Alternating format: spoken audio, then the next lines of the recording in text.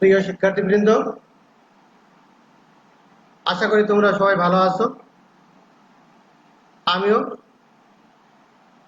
ভালো আছি।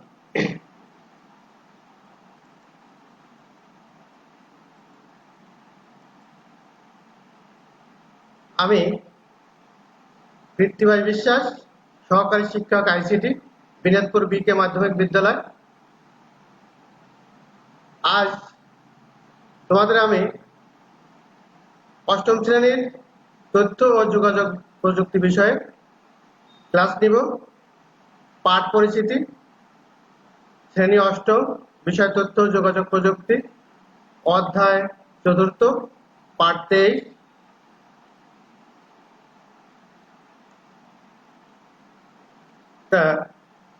আজকে তোমাদের এই করোনার যুগে ক্লাসে এসে ক্লাস পাঠদান করা সম্ভব না, তাই তোমরা ঘরে বসেই এই অনলাইন পাঠদান দেখবা এবং যতটুকু সাহায্য হয় ততটুকু আশা করি তোমরা উপকৃত হবা। দেখো, এবার আমরা মূল ক্লাসে চলে যাই। এরপর দেখো, ছবি দুটো দেখো এবং চিন্তা করো।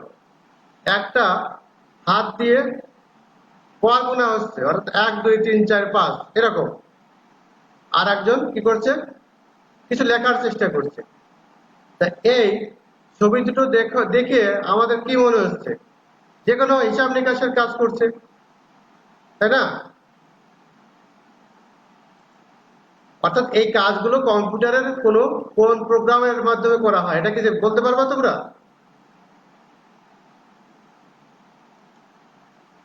যদি না পারো তাহলে আমি বলে দিচ্ছি।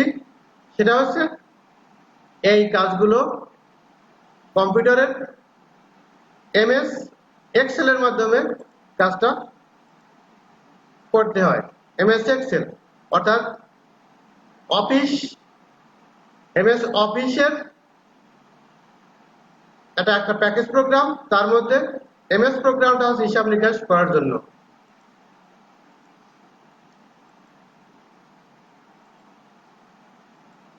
এই পার্ট থেকে তোমরা এমএস এক্সেল ওপেন করতে পারবে, এমএস এক্সেল এর উইন্ডোর বর্ণনা দিতে পারবে, আর ধাপ অনুসারে এমএক্সেল প্রোগ্রামের নতুন ওয়ার্কশিটটি খুলতে পারবে।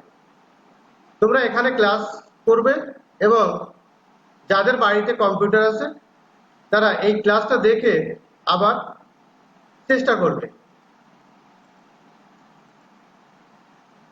এক্সেল খোলার পদ্ধতি, অর্থাৎ আমি যে হিসাব নিকাশের কাজ করব, এই কাজটা করার জন্য যে প্রোগ্রামটা চালু করতে হবে সেটা কিভাবে চালু করতে হবে তার পদ্ধতি।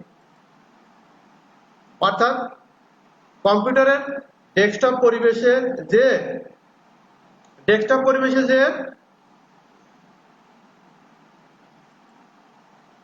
দেখবা একবার নিচে ডেস্কটপের নিচের দিকে স্টার্ট বাটন আছে। Start button click, all program click, MS Office click, MS Excel click. তোমাদের আমি আগেই বলেছি যে এই এমএস এক্সেল প্রোগ্রামটা এমএস অফিসের অন্তর্গত এবং এই এমএস এক্সেলের অন্তর্গত। এই যে এখন ক্লিক করার পরে একটা ওয়ার্কশিট আসবে। ওয়ার্কশিটটা হচ্ছে আয়তাকার ওয়ার্কশিট। শুধু আয়তাকার ওয়ার্কশিটই না, ভিতরে দেখবা ছোট ছোট আয়তাকার ক্ষেত্র আছে। এই ছোট ছোট ক্ষেত্রগুলো কে সেল বলা হয়। সেল। স্প্রেডশিটে অসংখ্য ছোট ছোট ঘর মিলে হয় ওয়ার্কশিট। তাহলে এই ওয়ার্কশিটটা কিভাবে হয়? স্প্রেডশিটের অসংখ্য ছোট ছোট ঘর মিলে হয় ওয়ার্কশিট। আর এই যে ছোট ছোট ঘর, এটাকে বলা হয় সেল। সেলটা হচ্ছে 2 প্রকার, তোমাদের জানা প্রয়োজন। এই সেলটা 2 প্রকার, একটা অ্যাক্টিভ সেল আর একটা ইনঅ্যাক্টিভ সেল। অর্থাৎ বাংলায় একটা সক্রিয় সেল আর একটা নিষ্ক্রিয় সেল। যাই হোক, আমরা পরের পৃষ্ঠায় চলে যাই। এরপর দেখো এমএস এক্সেল যে পর্দাটা এসেছিল তার উপরে নামটা কি, অর্থাৎ টাইটেল বার। এক্সেল উইন্ডোর একেবারে উপরে ওয়ার্কবুকের শিরোনাম লেখা থাকে, এটাকে বলা হয় টাইটেল বার। বুক 1 যখন আমি এমএস ওয়ার্ডটা ওপেন করলাম, যে আয়তকার ঘরটা আসলো, তখন একবারে উপরে দেখবা যে কি আছে, এমএস বুক 1 মাইক্রোসফট এক্সেল। এটাকে বলা হয় টাইটেল বার। এরপরে অফিস বাটন, অর্থাৎ উইন্ডোর একবারে উপরে বাম কোণার দিকে বাটনটি হলো অফিস বাটন, একবার উপরে বাম পাশে। দেখো এখানে লাল হাইট চিহ্ন দেওয়া আছে, লাল চিহ্ন দিয়ে বৃত্ত আকারে ঘোরা দেওয়া আছে, এটা বলা হয় অফিস বাটন। এখন অফিস বাটনের মেনু সমূহ, অফিস বাটনে ক্লিক করলে এরকম একটা সাব মেনু, এখানে অফিস বাটন ক্লিক করলে একটা সাব মেনু আসবে। এই সাব মেনুর বিভিন্ন নাম আছে, যেমন উপরে আছে একবার উপরে নিউ, অর্থাৎ নিউ এর কি কাজ, আমি যদি নতুন একটা ওয়ার্কশিট খুলতে চাই তাহলে নিউ বাটনে ক্লিক করতে হবে। তারপরে আছে ওপেন বাটন, অর্থাৎ আমি যদি আমার কোনো সেভকৃত কোনো ফাইল থাকে তাহলে এই বাটন দিয়ে আমরা কি করি, সেভকৃত ফাইল ওপেন করি। এরপরে সেভ, অর্থাৎ আমি এই সেভ বাটনের কি কাজ, আমি একটা ওয়ার্কশিট খুললাম, ওয়ার্কশিটে আমি বিভিন্ন রকম কাজ করলাম, কাজ করার পরে এটাকে আমাকে নিশ্চয়ই ভবিষ্যতের জন্য, অর্থাৎ আমি যদি মনে করি যে আমি আগামীকাল বা 2 দিন 5 দিন 10 দিন 11 দিন বা 1 মাস 2 মাস 1 বছর পরে আমি এই জিনিসটা আমি কাজ করেছি যেটা আমি দেখতে চাই, এই দেখার জন্য কি করতে হয় আমাদের, এই দেখার জন্য আমাদের এই সেভ বাটনে ক্লিক করতে হয়, যাতে সেভ বাটনে ক্লিক করলে ওই যে কাজটা করলাম, অর্থাৎ ফাইলটা ওয়ার্কবুকটা সেভ হয়ে যাবে।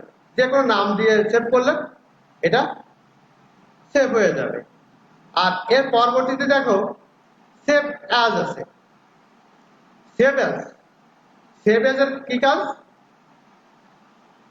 আমার যদি আমি যে কোনো নামে একটা ডকুমেন্ট বা ওয়ার্কবুক সেভ করি তাহলে এটাকে যদি ভিন্ন নামে সেভ করতে হয়, অর্থাৎ ওই নামটা তো আছেই, এরপর যদি মনে করি যে আমি যে অন্য একটা নাম দিয়ে ওই ওয়ার্কবুকটা আমি সেভ করে রাখবো, সেক্ষেত্রে আমাদের কাজ হবে সেভ অ্যাজ, অর্থাৎ সেভ অ্যাজ ক্লিক করলে একটা নতুন নাম আসবে, সেখানে নাম দিলে ওই জিনিসটা সেভ হয়ে যাবে। এরপরে দেখো প্রিন্ট, অর্থাৎ আমি যদি যে কাজটাই করব বা আমার ভিতরে কম্পিউটারের মধ্যে যদি কোনো কিছু থাকে, কোনো কিছু যদি সংরক্ষিত থাকে, তাহলে আমি যদি সেটাকে প্রিন্ট করতে চাই এই প্রিন্টারের মাধ্যমে প্রিন্ট করতে হয়। তবে সেক্ষেত্রে কি আছে, আগে আমার যে কোনো প্রিন্টারটা ইনস্টল করতে হবে। প্রিন্টার ইনস্টল না করলে প্রিন্ট বাটন দিয়ে কোনো কাজ হবে না, বুঝা গেছে? কারণ আবার প্রিন্টার আনলাম, আমার ল্যাপটপটা এখানে আছে, তাও কাজ হবে না, অর্থাৎ প্রিন্টারটা ইনস্টল করতে হবে, সেখানে একটা ডিস্ক থাকবে, ডিস্কের মাধ্যমে সেটাকে আমার কম্পিউটারের মাধ্যমে ইনস্টল করার পরে আমি যে কোনো একটা ডকুমেন্ট প্রিন্ট করে ফেলবো।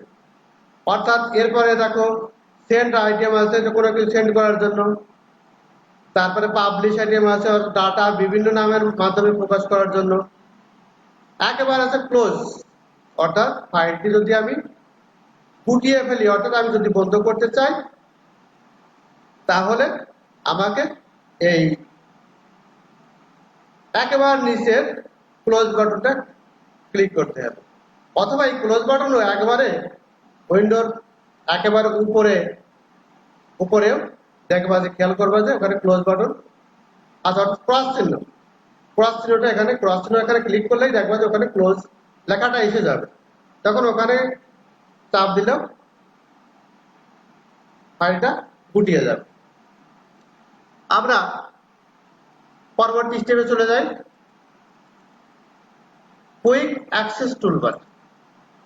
অর্থাৎ অফিস বাটনের কুইক অ্যাক্সেস টুলবারের অবস্থান সচরাচর যে বাটনগুলো বেশি ব্যবহৃত হয় সেগুলো এখানে থাকে। একবার উপরে দেখো লাল চিহ্নিত যে সংক্ষিপ্ত চিহ্নগুলো দেওয়া আছে, এটা কুইক অ্যাক্সেস টুলবার নামে পরিচিত। রিবন অর্থাৎ মাইক্রোসফট এক্সেল এর বিভিন্ন কমান্ডকে গুচ্ছ আকারে সাজানো হয়েছে, এগুলোকে বলা হয় রিবন। এই যে রিবনের মেনু বার, দেখো হোম, ইনসার্ট, পেজ আপ, এই যে লেখাগুলো যে সিরিয়ালে আছে এটাকে বলা হয় মেনু বার।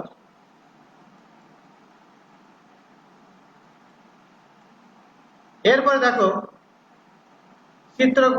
চিত্রভিত্তিক কমান্ড অর্থাৎ আইকনের অবস্থান। মেনু ট্যাবের আওতায় বিভিন্ন গ্রুপ টুল, এখান থেকে বিভিন্ন ধরনের কাজ করা যায়। অর্থাৎ এখন এরপরে দেখো সেলের অবস্থান এবং সেলের বিষয়বস্তু দেখানোর বার বা ফর্মুলা বার, অর্থাৎ আমার কার্সারটা কোথায় থাকবে সেলের যে অবস্থানটা সেখানে নির্ণয় করার জন্য অথবা যে কোনো সূত্র ব্যবহার করার জন্য একটা বার থাকে। ফরম্যাটিং টুলবারের নিচে লম্বা দুটি অংশে বিভক্ত বারটিকে বলা হয় ফর্মুলা বার। অর্থাৎ এখানে আমরা যদি কোনো কিছু যোগ বিয়োগ গুণভাগ ইত্যাদি করতে পারি আমরা ফর্মুলার মাধ্যমে এই কাজটা করতে হয়, সেটাকে বলা হয় ফর্মুলা বার। এই যে দেখো দুটি অংশে বিভক্ত, A1 লেখা আছে আর ডান পাশে FX লেখা আছে, অর্থাৎ ডান পাশ দিয়ে ব্ল্যাক, অর্থাৎ আমাদের এখানে সূত্র প্রয়োগ করে আমার যে কোনো সমস্যার সমাধান নির্ধারণ করতে হবে। আমি যদি দুটো মনে করো আমার একটা স্টুডেন্টের রেজাল্ট তৈরি করতে হবে, এখানে আমার নাম বিভিন্ন সাবজেক্টের নাম দিয়ে বিভিন্ন নাম্বার বসানোর পরে ওই সূত্রটা প্রয়োগ করার পরে আমি কি করব, ওই সূত্রটা প্রয়োগ করার পরে আমার এন্টার বাটনে চাপ দিলে আমার টোটাল যে নাম্বারটা পেয়ে গেছে ওই ফর্মুলা আমার যে টোটালের যে একটা অবস্থান থাকবে যে আমি টোটাল নাম্বারটা কোথায় অবস্থান করবে সেই চিহ্নটা এখানে ওই ফর্মুলা এখানে লেখার পরপরই এন্টার চাপ দিলে আমার টোটাল রেজাল্টটা চলে আসবে যে সে কত নম্বর পেয়ে গেল।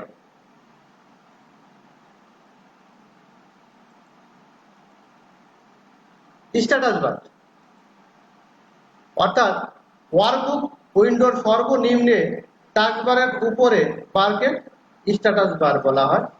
এতে ডকুমেন্টের স্ট্যাটাস বা অবস্থান প্রদর্শিত হয়, অর্থাৎ ডকুমেন্টে কি বিষয়টা আছে সেই বিষয়টা এখানে প্রদর্শিত হয়।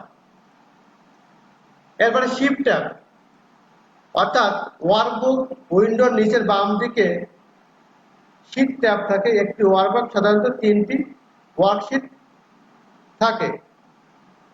একটা জিনিস খেয়াল করবা যে আমি প্রথমে যে একটা ওয়ার্কবুক খুললাম এই ওয়ার্কবুকটা শুধু ওই একটা ওয়ার্কবুকই না, এখানে ওয়ার্কশিট থাকে 3টি, একটা ওয়ার্কবুকে 3টি ওয়ার্কশিট থাকে। সেখানে শিট 1, শীট 2, শীট 3 এরকম পর্যায়ক্রমে আছে। আমাদের যেহেতু এই শীট 1টাই আমরা উপরে অবস্থান করে।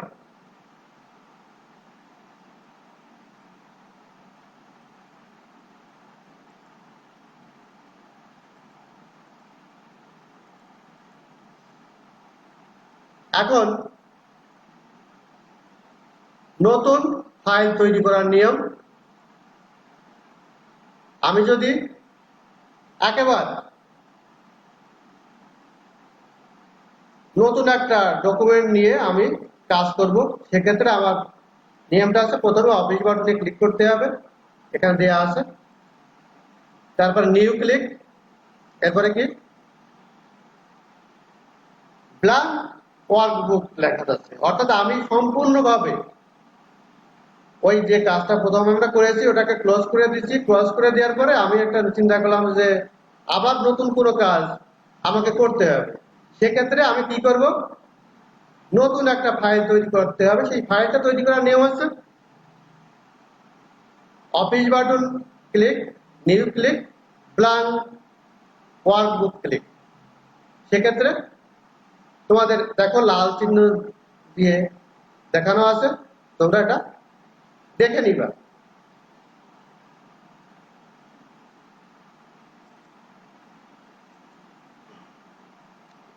এরপরে ক্রিয়েট,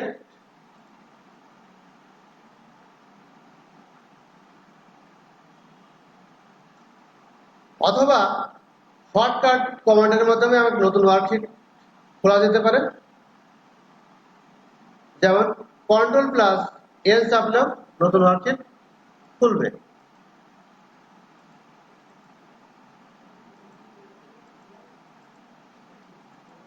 তোমরা বাড়ির কাজ দেখে নাও, অর্থাৎ আমাদের দৈনন্দিন জীবনে হিসাব নিকাশের ক্ষেত্রে কিভাবে এক্সেলের ব্যবহার করতে পারি এটা তোমরা বিস্তারিত লিখবা। আজ এই পর্যন্তই, সবাই ভালো থাকবে। বাড়ির বাইরে সাধারণত বিনা প্রয়োজনে বেরোবে না। ধন্যবাদ সবাইকে, আবার আগামী ক্লাসে দেখা হবে। ভালো থাকবে।